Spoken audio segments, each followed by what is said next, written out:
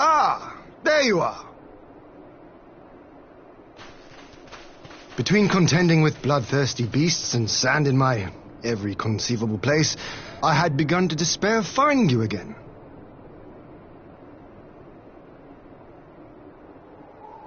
Do you recognize the crashed ship over yonder?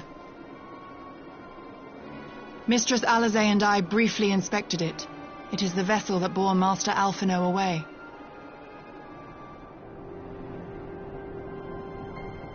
But there was no sign of him, nor of Maxima and his people.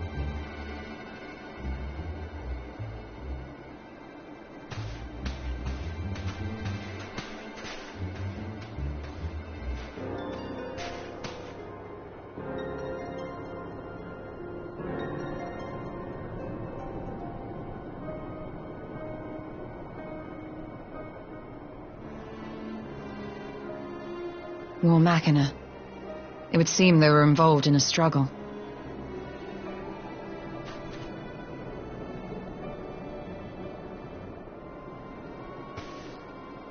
There may be clues.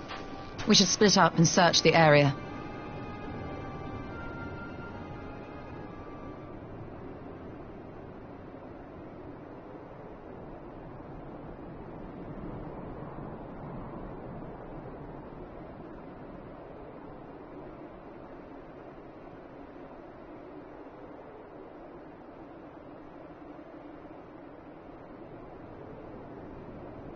These were no ordinary soldiers.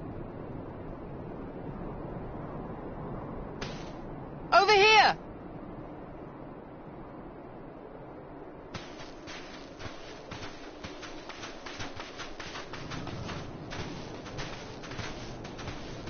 The insignia on this man's uniform identifies him as one of the Emperor's personal guard. Hand-picked soldiers, answering only to the royal family.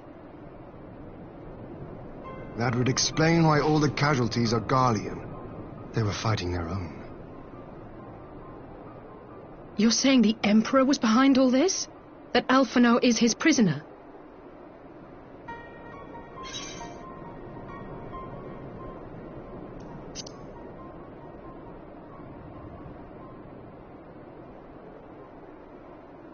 Aye, we must not jump to conclusions.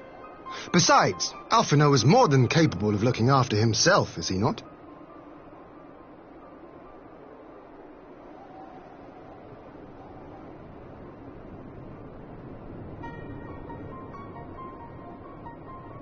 I suggest we return to Doma to consider our options. Whatever happened here, Master Alphino is long gone, and any subsequent search may safely be left in the hands of the shinobi.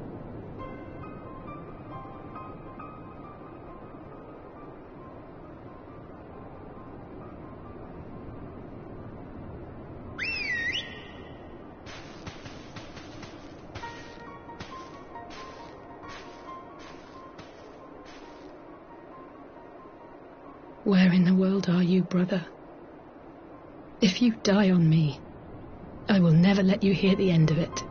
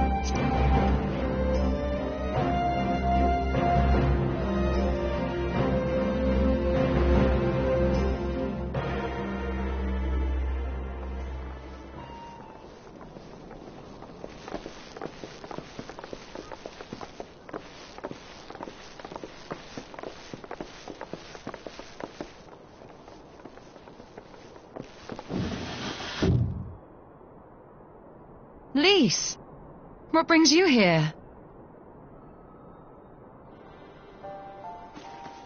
Oh, Alliance business. We have a request for Doma. Well, Hien. But that can wait. They told me you were out searching for Alphino. Did you manage to pick up his trail?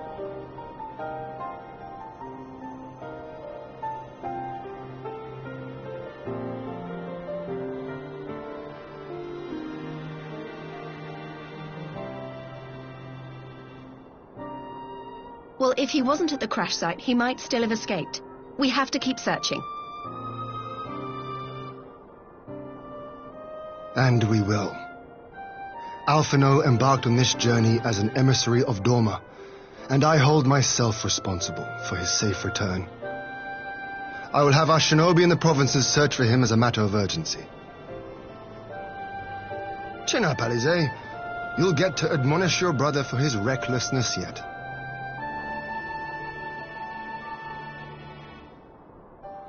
Well, someone has to do it.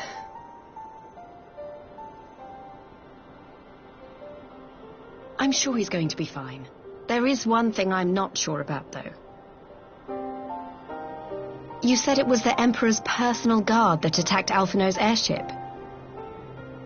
But the Popularis would never have been able to arrange the prisoner exchange without Varus's blessing.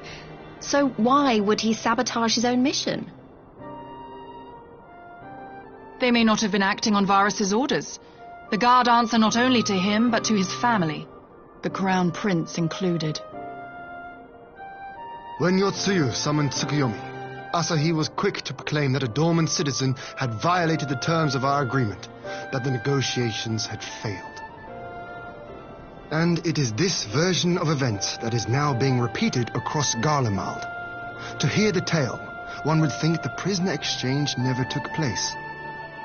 Plainly, someone is manipulating matters from the shadows.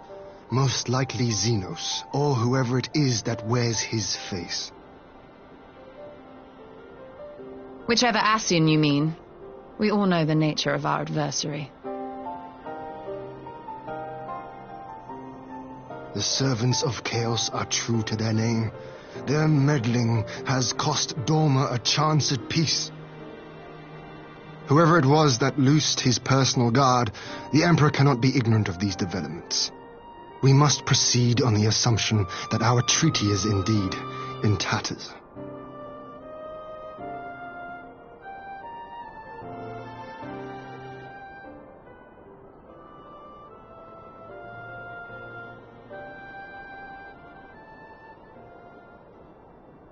But come, Lys, you have journeyed far. Let me hear your petition. Right. So the big news is that Alamigo has agreed to join the Eorzean Alliance. To make it official and discuss where we all go from here, the leaders of the 5 nations are planning to hold a meeting, and we were hoping you might come too. We've already seen what we can achieve when we work together, and the Alliance hopes to work even more closely in future. They think it's our best hope of keeping the Garleans in check, and I agree.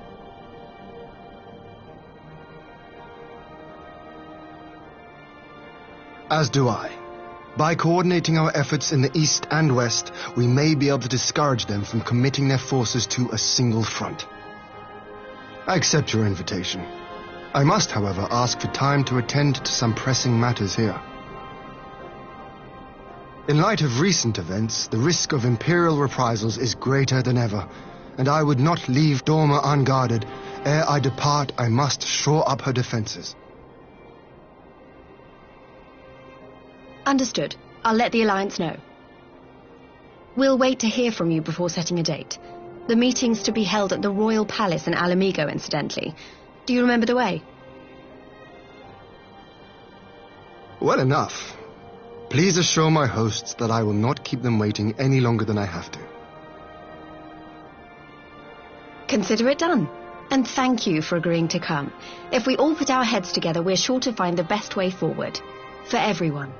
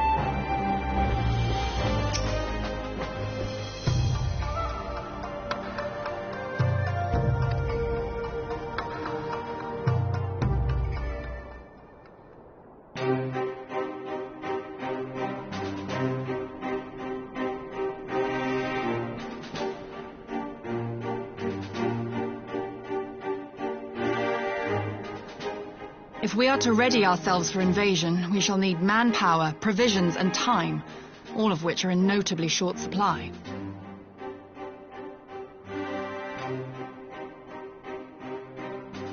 Candid as ever, Yugiri, and correct, I concede. Fortunately, I have an idea.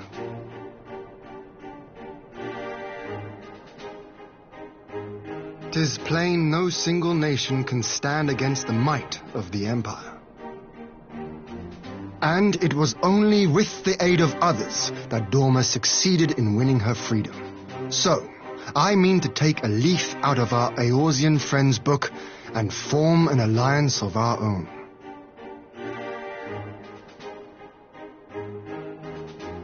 In addition to those with whom we already share an understanding, I would reach out to Hingashi and Suinosato, and further afield to the myriad peoples of Nangsha and Dalmasca. I am under no illusion. Not all will answer the call. Yet disparate though we may be, we are united in our desire for freedom. If our neighbors could be made to see what is at stake, Ascian machinations and all, cooperation need not be so far-fetched a notion. It may even seem practical. Under the guidance of our former leader, Master Louis Soir, we once strove to unite the fractious city-states of Eorzea. I dare say that experience shall be of use in your endeavor. We should be glad of your wisdom. For the record, I would have been in favor of this plan even if it hadn't been my grandfather's, but I have to ask, how will we secure the time to carry it out? Not that anyone has forgotten, but the Garleans have airships. Lots and lots of airships. Should they catch wind of our plan, they could send an armada to overwhelm us before our alliance had even begun to take shape. Not if we deny them access to the skies.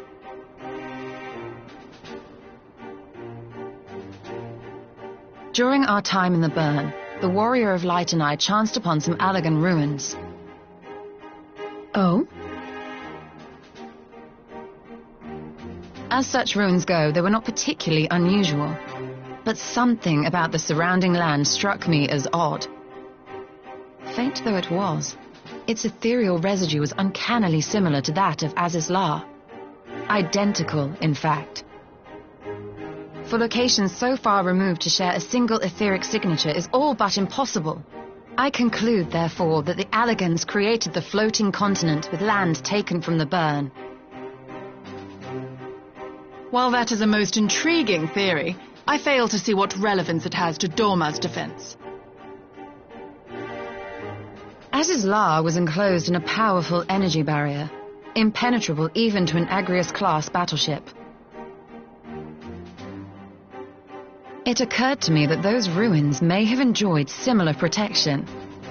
I have no proof, but the Warrior of Light did report seeing a structure resembling other known Allagan field generators.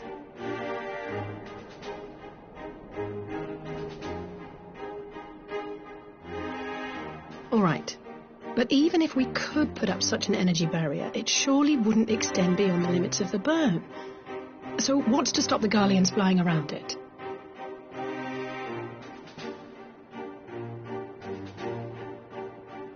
Fuel. The Dalmascan capital, Rabanasta, was a key imperial refueling point in the east. By laying waste to it as a lesson to the rest, the Empire greatly hindered its own operations in the region.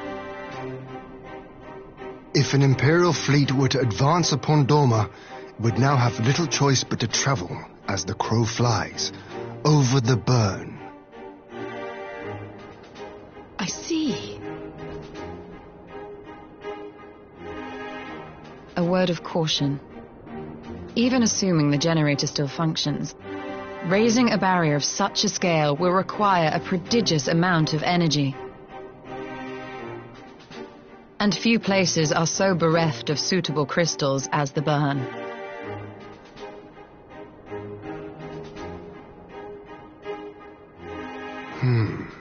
A source of energy.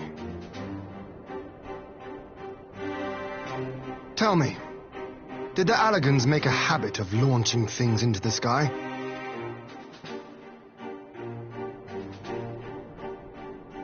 curious question. Besides Azazlar, I know of only one other notable instance. The Red Moon Dalamud, whose fall triggered the calamity. Just the 2 occasions, you say? Then I believe I may have a solution to our energy problem. You do?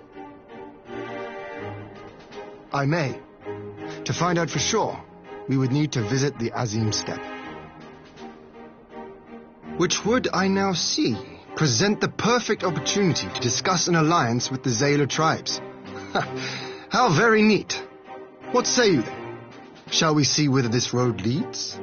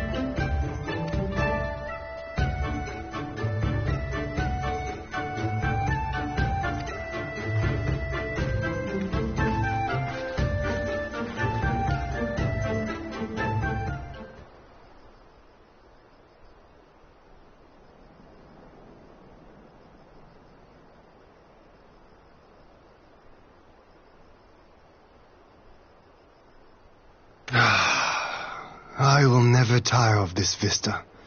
The endless fields, the boundless skies. 'Tis a sight to make a man forget his cares. But not his purpose, I trust. Might this be a fitting moment to tell us what we are doing here?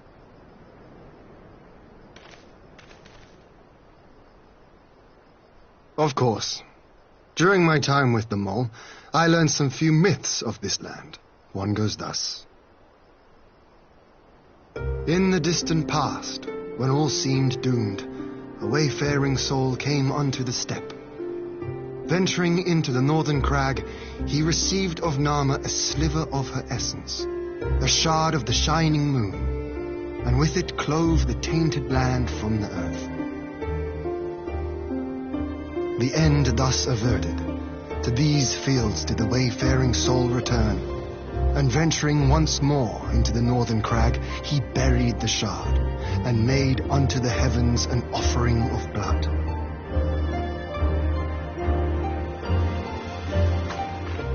A tainted land cloven from the earth, and an offering of blood to the heavens. Azizlar and Dalamud. That was my thinking, yes. And you believe that yonder mountains hide an artifact possessed of sufficient power to raise Azizlar up to the heavens? I suppose that might suffice. Worth a closer look, would you say? I would.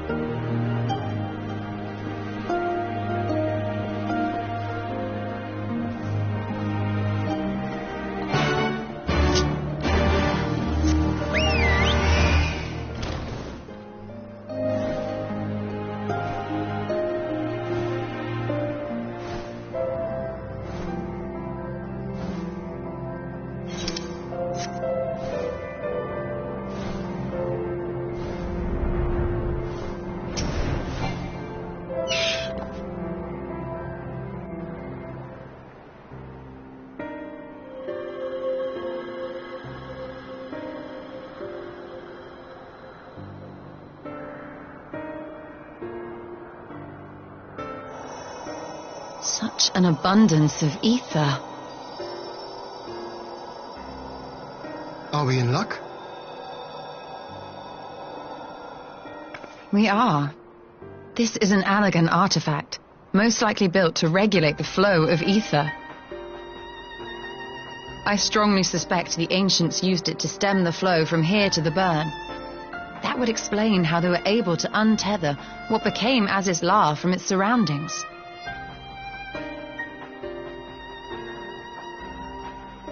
But were we to throw open the floodgates, the resultant deluge would surely be sufficient to raise our wall. And in restoring the flow, we may also restore life to the wasteland.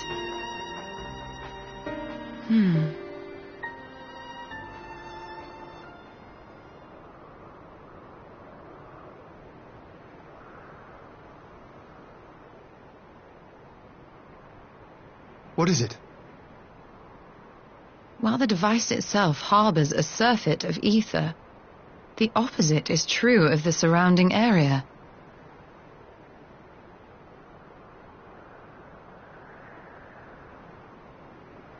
An effect of regulation, perhaps. A similar phenomenon seemed to be occurring in Doma.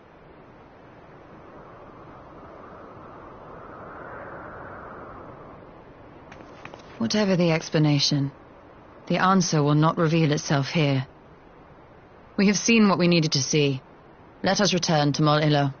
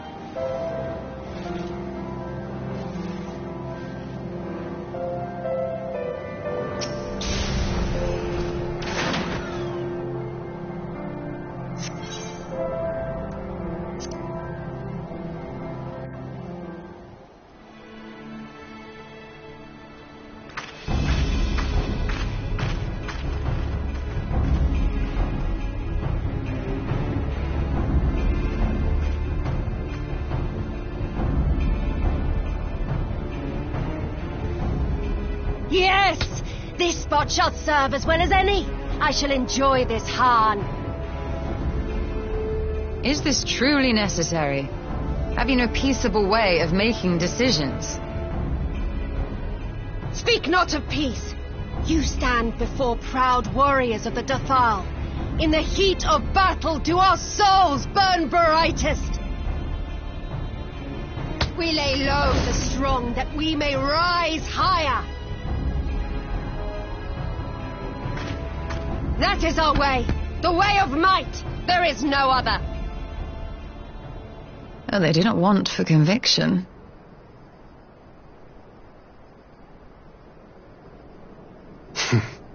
Indeed. It's what makes them such dangerous enemies, and such useful allies. Enough talk!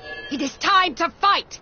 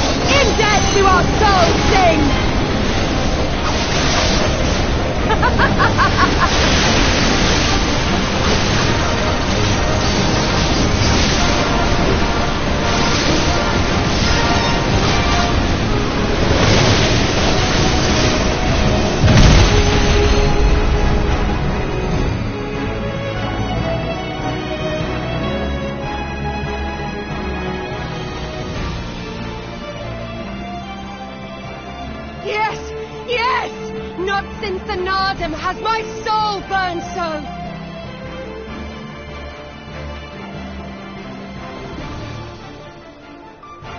Come, we have only just begun.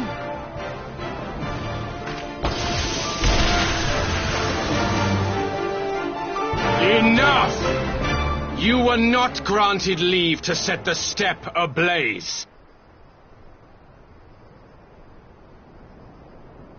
Well, well, the sun has come out to play. Be gone, Moonstruck Coroneer! I am busy! Fool of a Dothal! Have you forgotten the face of your master already? The sun will never set! From his seat on high, he reigns over all, now and forever.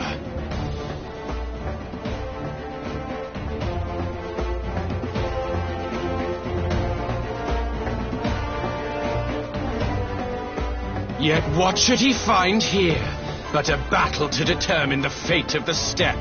A battle waged without his blessing. This will not stand. You, Doman, you who come to petition the warriors of this land, forget that all Nama's children are wards of the Oronir.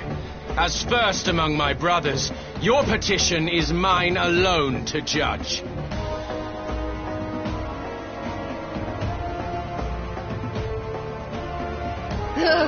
These words are as wind from a horse's backside. Plentiful, but your axe sings more sweetly. Let her speak for you.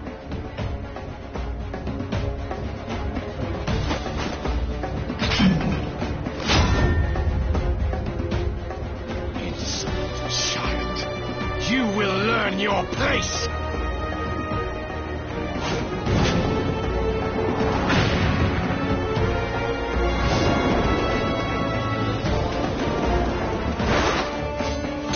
Forgive me, Brother Magni, but we have an arrangement with the Dothal. We will not abide any interruptions.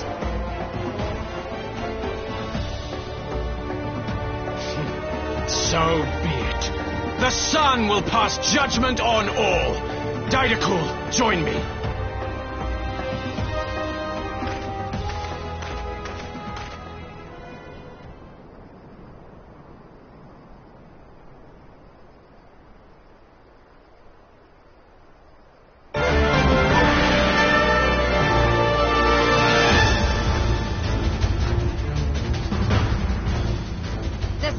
Is in good company. We may dance alone.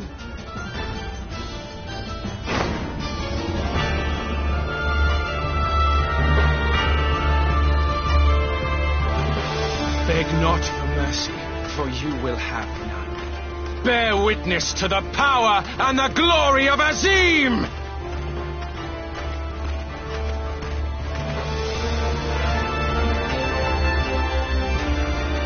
Constantly at each other's throats like rabid dogs. Gods, I'm turning into her. I have not the patience for this, but if we must fight, let us at least be brief. Come.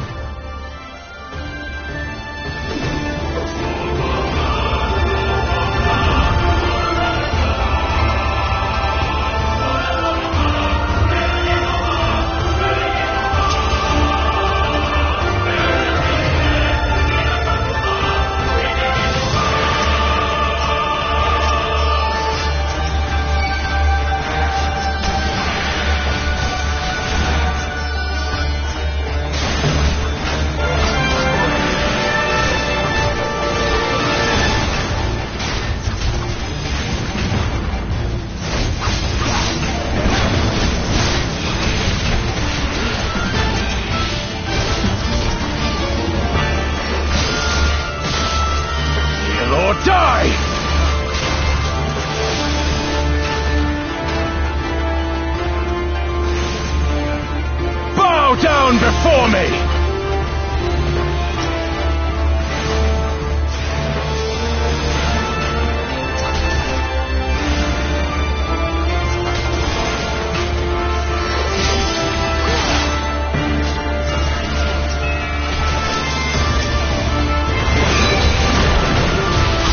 Kneel or die!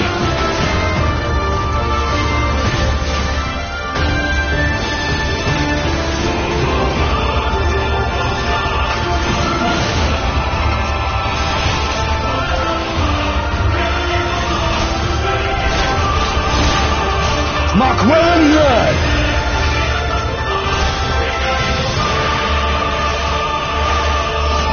Concentrate!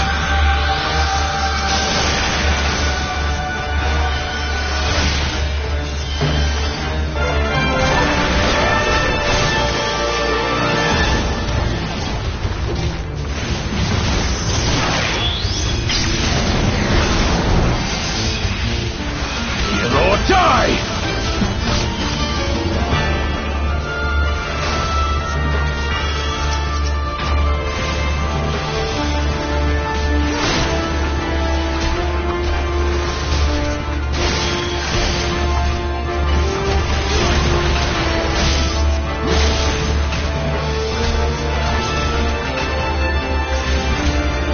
Down before me! Mark well and learn!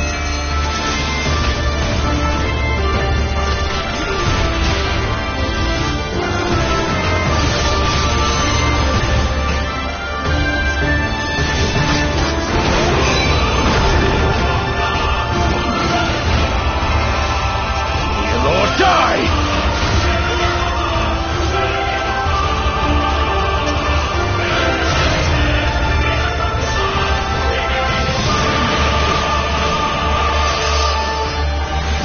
Down before me!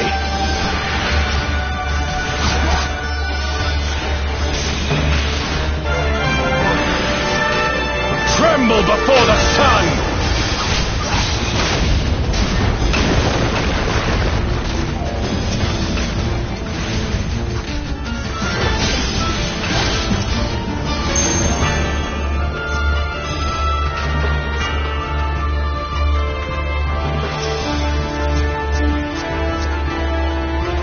Let us be about it!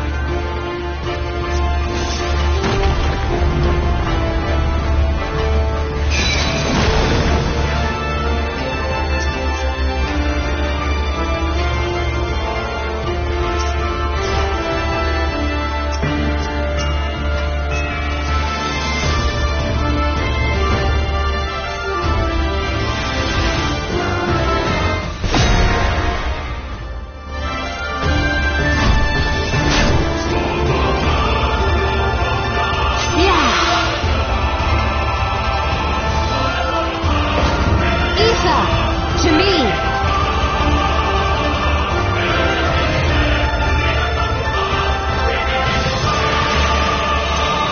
Have at you!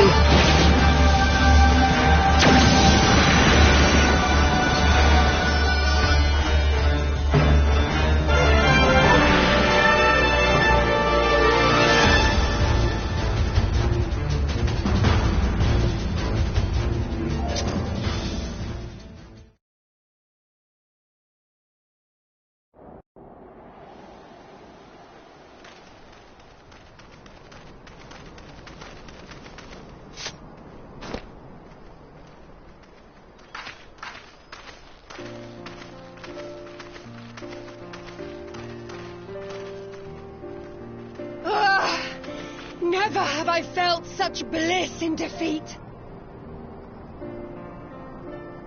'Twas a battle to burn soul and flesh to ash. We Dothal will lend you our strength as promised. Narma's power is yours to wield.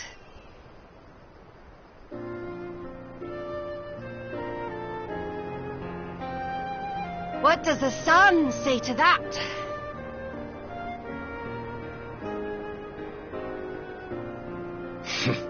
The sun is not driven by base motives such as yours.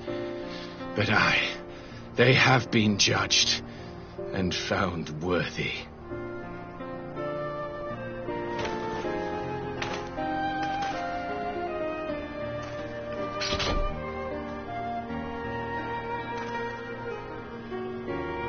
It is the way of the Oranir to accord recognition and respect to the strong.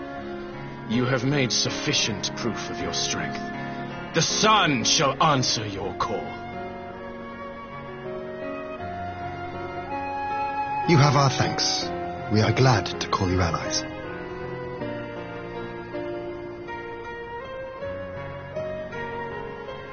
You? By what are you called?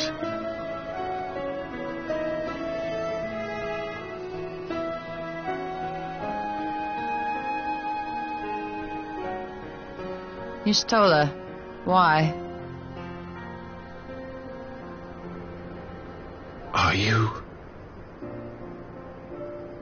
Are you my Nama?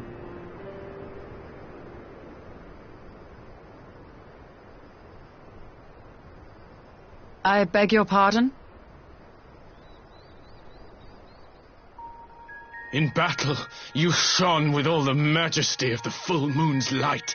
Your healing touch, the embodiment of the Dusk Mother's love.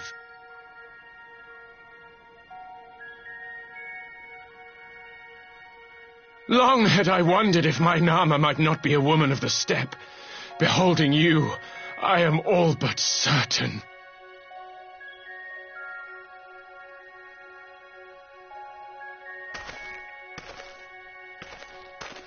Now, look into my eyes. Could it be? Could you be?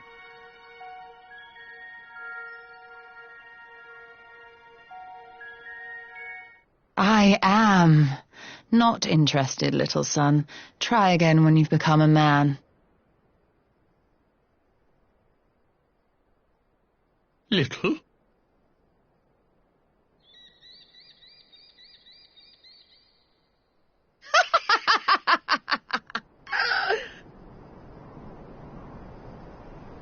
Little son! Little son!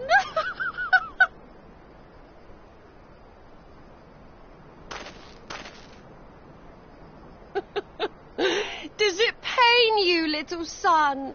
Crave you salve to soothe the ache? Fire to sear the wound in your heart?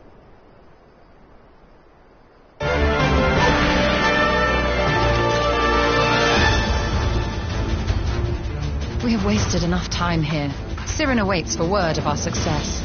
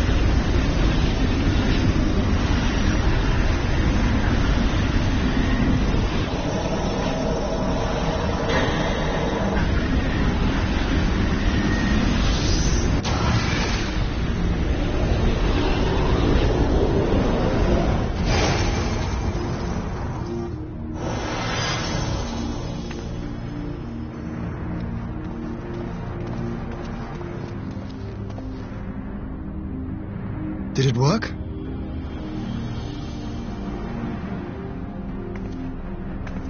It did. Ether may flow freely to the burn once more.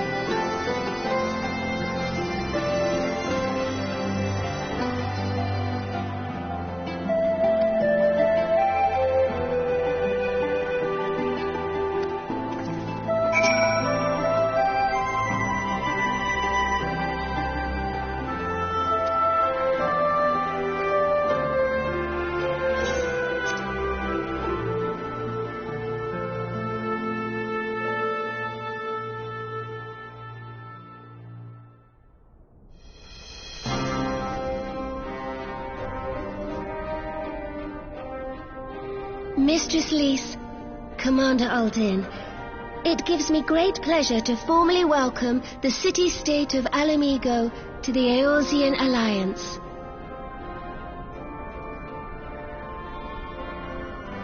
The pleasure is ours, Your Grace. I know I speak for all Alamegans when I say that we are glad of this chance to stand with our comrades of the Alliance. And we, for our part, are glad indeed to be able to welcome friends both old and new.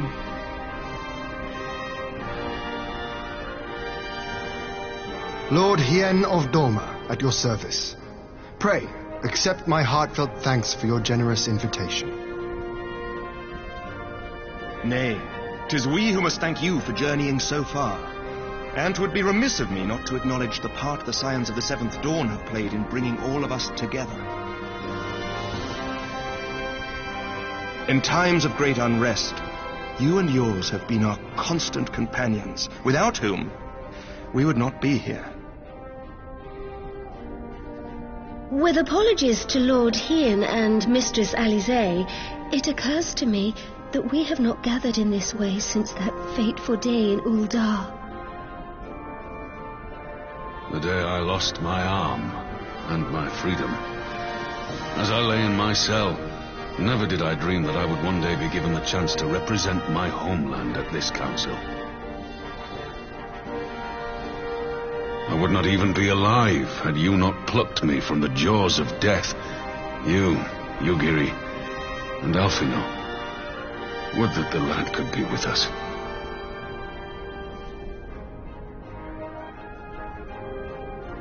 I too owe my presence here to Alfino, in so many ways. Until such time as he returns, I mean to carry on his good work as best I can.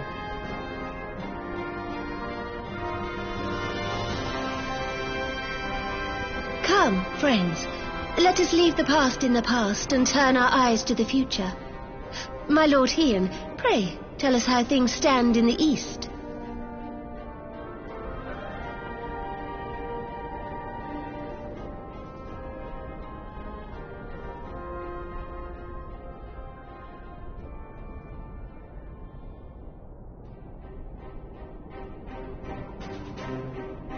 Having heard the rumors of dissent in Garlemald, I dared to dream of a peaceable solution.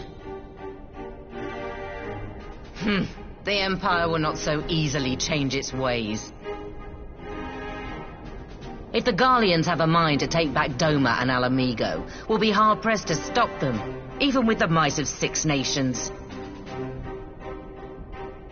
But while we lack the strength to fight the tide, a course may yet present itself, if we read the winds aright. The winds suggest but one course to me. One which leads from the sea unto the river and thence to the source of all our woes.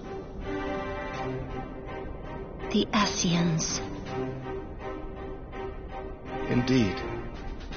All here have felt their blighted touch. It was the bringers of chaos who nurtured the Archbishop's tyrannical ambitions. They who bestowed upon him the secrets of summoning, as they have so many others before and since. And while they remain, we shall know no peace. Our objective is clear. The question is how to achieve it. That our enemy parades about in Xenos' skin poses problems in itself, but ere we get to them, how are we to infiltrate the Empire and get close enough to strike?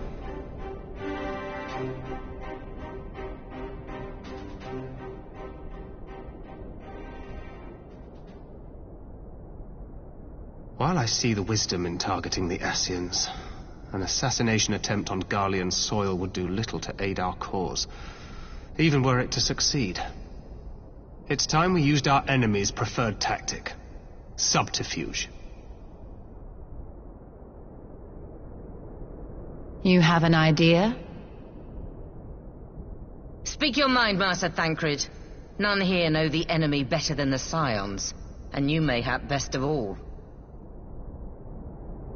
Whatever it is you propose, we will give it fair hearing. On that you have my word. Very well, Admiral. My proposal is thus. We dispatch the shinobi to Imperial territory. There, they sow the rumor that the Crown Prince perished in the battle for Alamigo, and that the man parading around is in fact a corpse inhabited by a servant of darkness.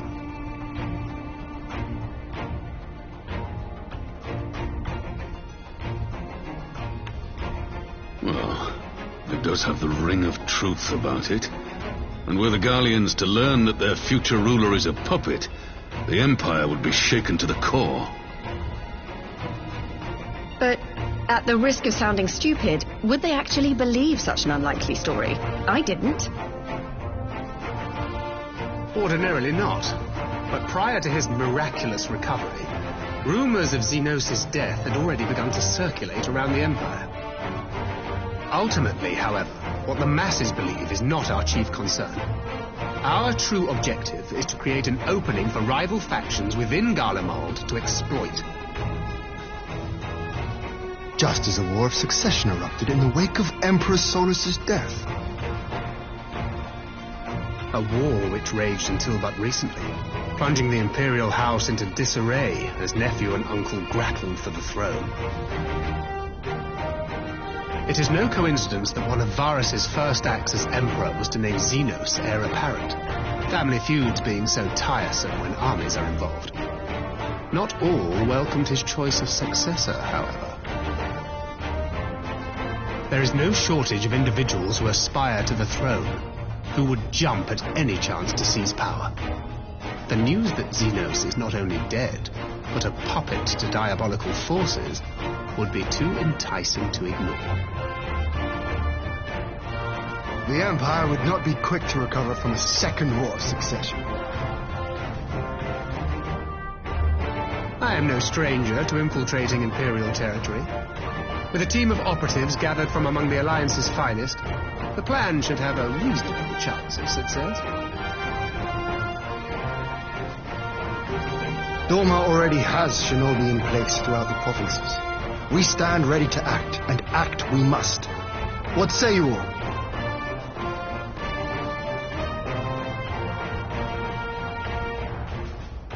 I'm for Master Thancred's proposal. We shine a light upon the Ascian and test the Empire's unity. 'Twas his plot that scuttled Doma's negotiations, was it not? Why then, if we can eliminate him, there may yet be a chance for peace. Let us wage this war of subterfuge, that we may one day lay down our arms. Gods know we never will while the Ascians remain.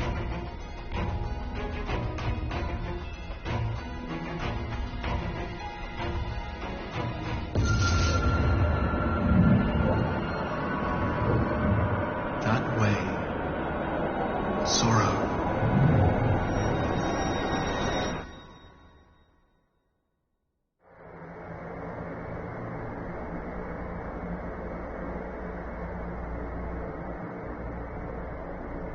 History must be changed.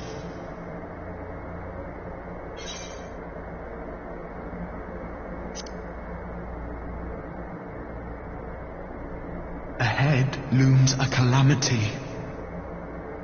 Ahead looms light, expunging all form and life.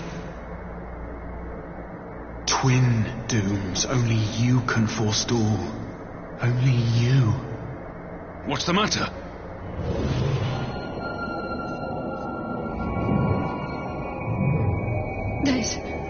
There's a voice.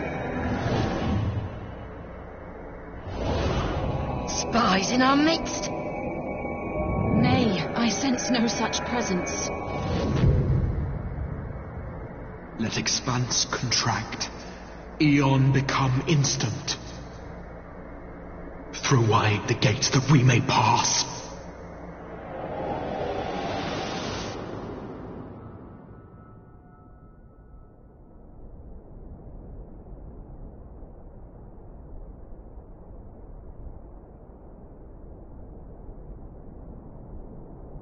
Is it over?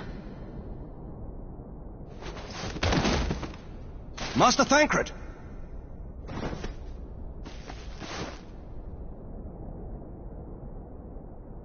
well forfend. Bear him to a private chamber. Have every healer make ready. Swiftly!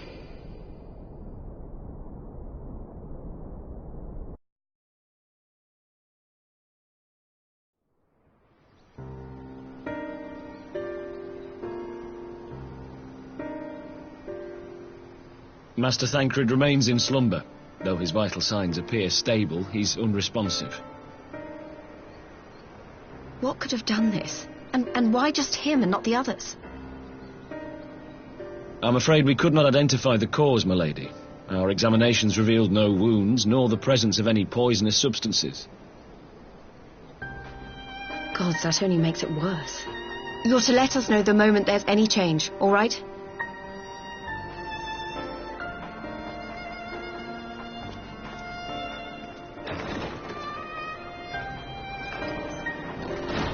Thank you for coming. Knowing Thancred, he would apologize for being otherwise engaged at so crucial a juncture. In gifting us a course of action, Thancred sowed the seed of all that is to follow. We have but to nurture it as best we can.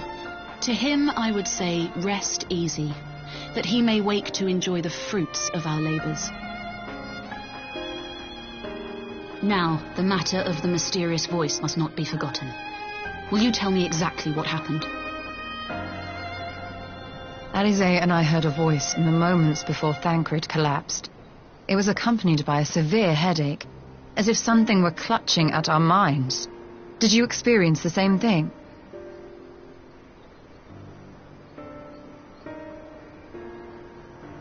So, in between the voice and the pain, you felt as if you were somewhere else entirely.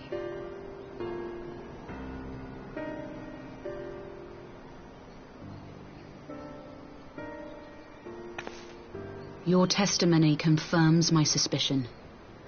That which you experienced was, I believe, your soul being plucked from your flesh. Called. Called?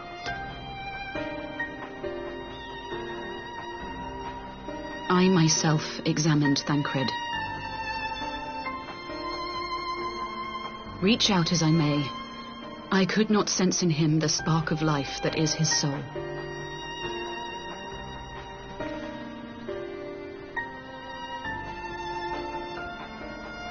That Thancred alone was stricken so is likely due to his heightened sensitivity to the effects of ether, a consequence of his prior possession by the Ascian La Habrea. The owner of the voice, whoever it may be, reached out to you, called your souls, and in so doing, caused you and yours such pain. But if that's true, where exactly are we being called to? I know not. Yet one thing is plain. Whoever waits for you on the other side is possessed of a power unlike any I have ever known.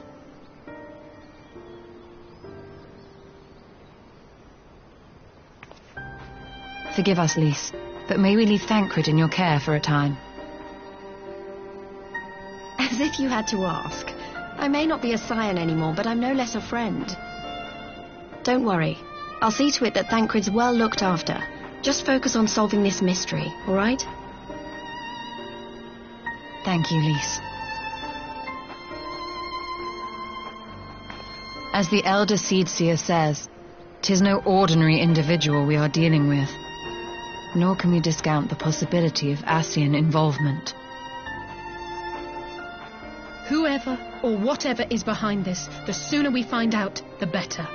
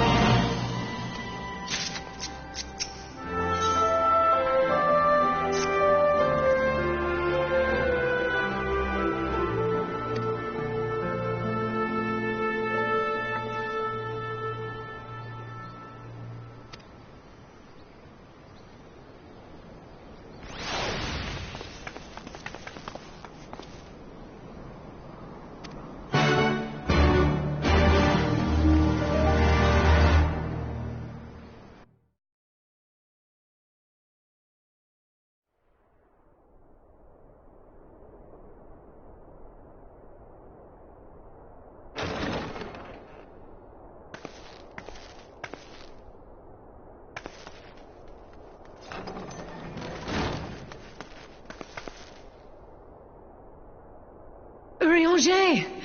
Gods, it's good to see you. Would that our meeting were under happier circumstances.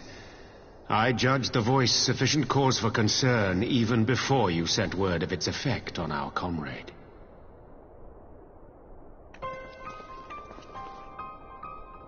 You heard it too, then?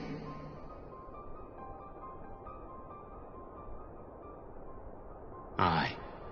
And all but certainly at the selfsame instant. Alas, pained as I was, I could make little sense of what few words did then reach mine ears.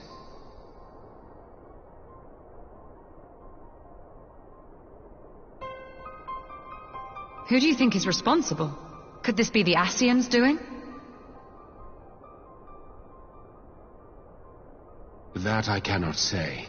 Not when so little is known. Ere I indulge in speculation, I would examine Thancred with mine own eyes. To Alamigo, then, without further delay. One other thing. During my visit to the Far East, I observed a strange phenomenon. Thou referrest, I presume, to the localized reduction in etheric density. Well, that spares me the trouble of an explanation. Yes, I noted precisely that at two apparently unconnected locations. I take it the phenomenon is not limited to the Far East. Indeed not. Of late, our agents charged with surveilling the beast tribes have spoken of little else. In every corner of the realm, they tell of places in which the ether hath grown thin. Naturally, my suspicions first turned to primal activity, but the areas thus affected betray no evidence of summoning. I must confess to being quite perplexed. If the same phenomenon is being observed in multiple locations on opposite sides of the world, we may safely discount regional factors. Needless to say, this warrants further investigation. Indeed, I shall make it my task to...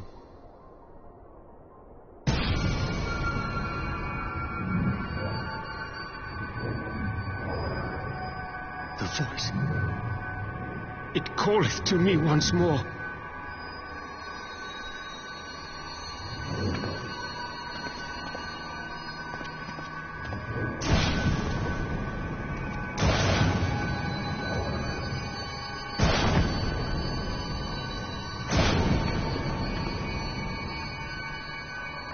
I hear it too.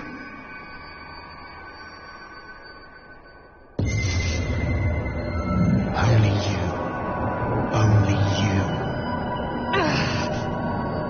No! Ishtola! Urianger! Throw wide the gates.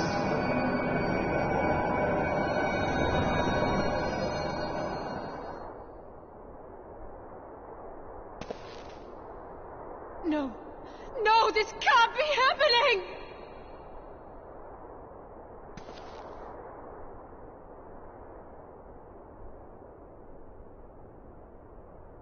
Y'shtola!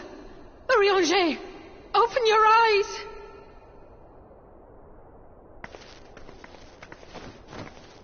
Open your eyes, I beg you! Say something! Anything! Not again. Please, not again.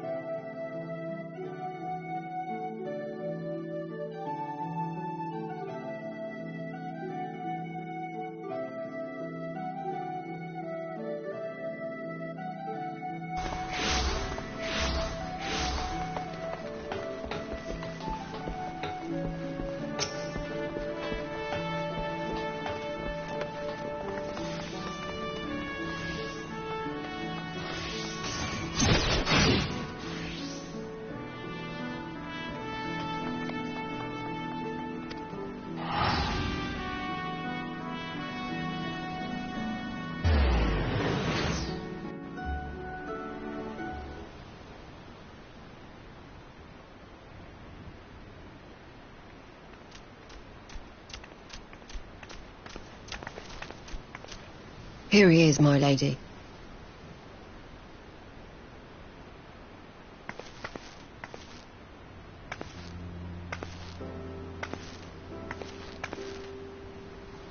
Gabu, it's been too long.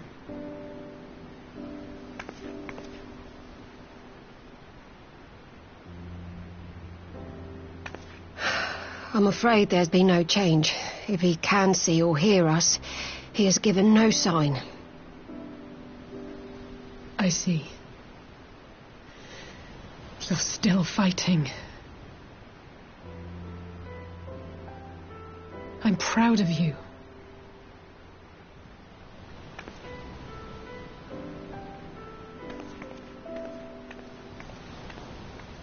We promised that we would come and visit you together, didn't we?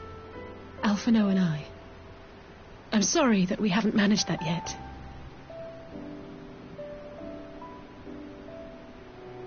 You know, with the three of us like this, does it not remind you of that night? Of the stars beyond count twinkling in the heavens? I was feeling pretty low back then. Powerless. But I knew that my brother was close by if I needed him, and that the others would be waiting for me back at the Rising Stones. Not like now.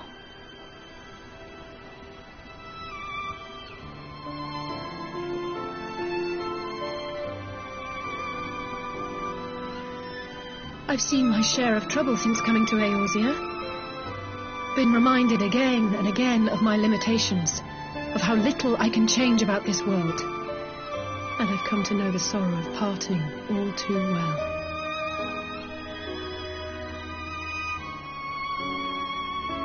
But to have the people I hold dear struck down before my eyes, and be powerless to help them, that I cannot bear.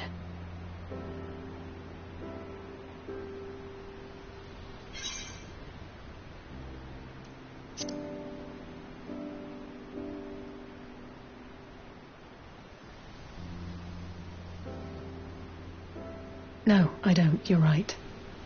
It's pure arrogance to imagine I can solve everything by myself. You'd think I'd have learned that by now. Thank you. I don't know what I'd do without you.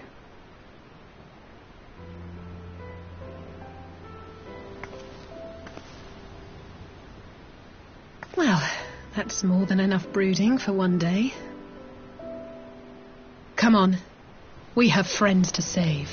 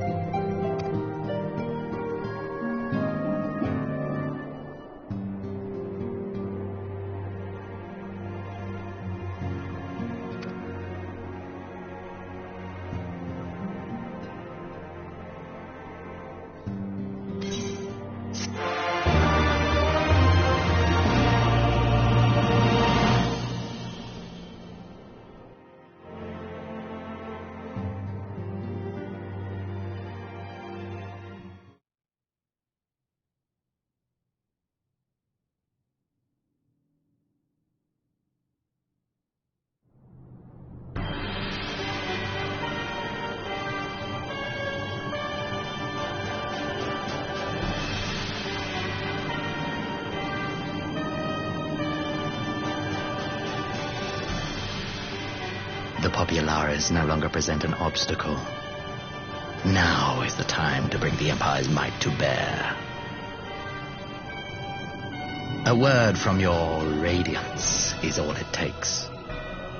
But one word, and the Imperial army will fall upon Alamigo as a pack of bloodthirsty wolves and tear that feeble nation apart.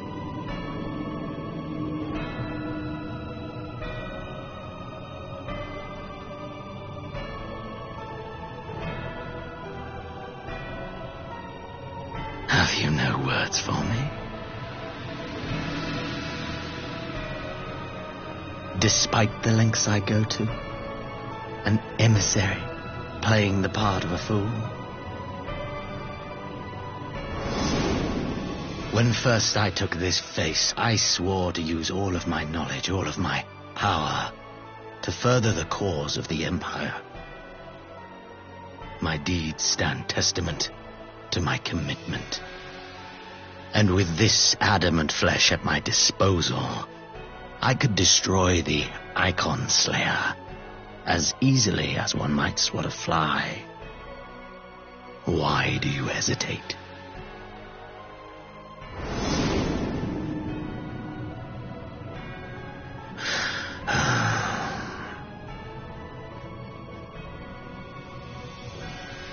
Our enemy is resourceful. Though victory is certain now, it will not remain so indefinitely. Deliberate if you must, but be quick about it. We'll speak again when you have unburdened yourself of doubt. Until then, I take my leave, Father.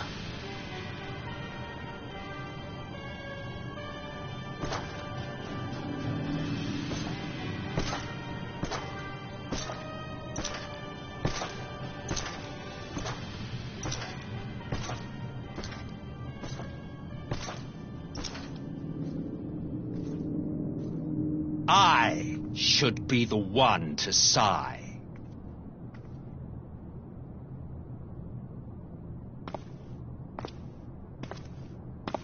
I played my part to perfection. I had earned my rest, and then, thanks to La Habrea's crowning act of idiocy, our favorite emissary sees fit to summon me back.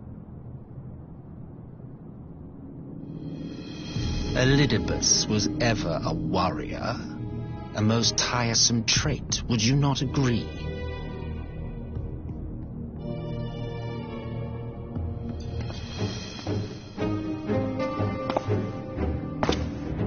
What?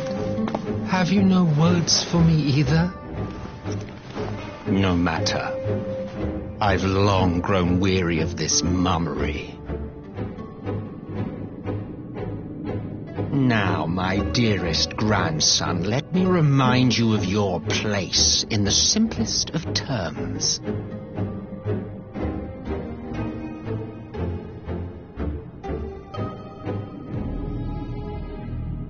You do not make judgments, you administer them. Swiftly and to the letter. Naught else is your concern.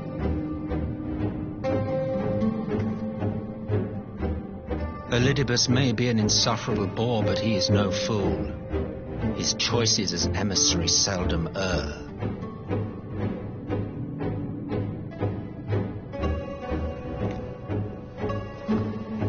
If aught threatens the balance twixt light and dark, it falls to you to remove it. Be it by your own hands or by your armies, you have ample means at your disposal.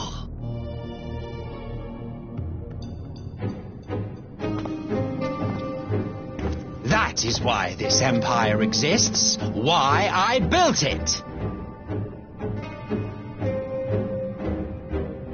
Oh dear, have I touched a nerve? You always were an easy one to read. I pity you, I do. As they say, ignorance is bliss. And I know how much happier you would be not knowing the things you know. The Founding Father was an Ascian, and he created the Empire solely for the purpose of sowing the seeds of chaos.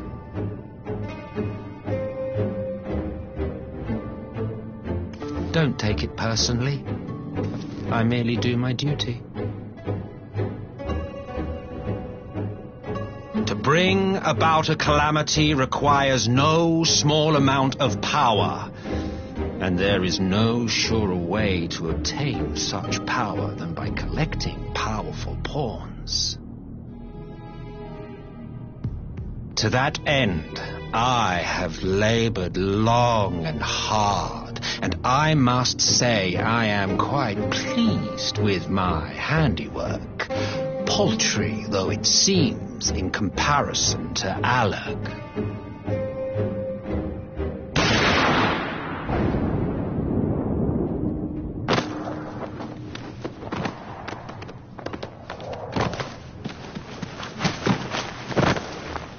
You fiends are overfond of your own voices.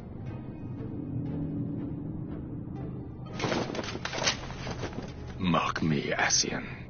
Man is the master of his own destiny.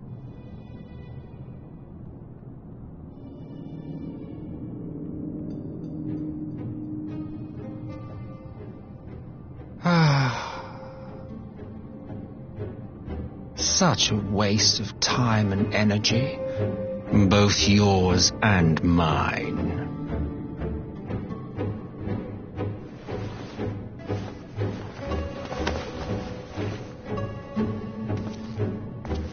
Lest you forget you are Emperor now. If you wish to spout drivel about man's destiny, save it for the masses. It will serve to give them a sense of purpose, and you pliant pieces for the game.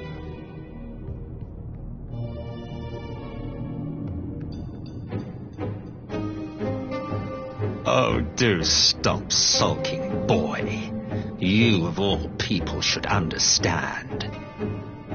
Ours is a struggle to restore both mankind and the world to their rightful state.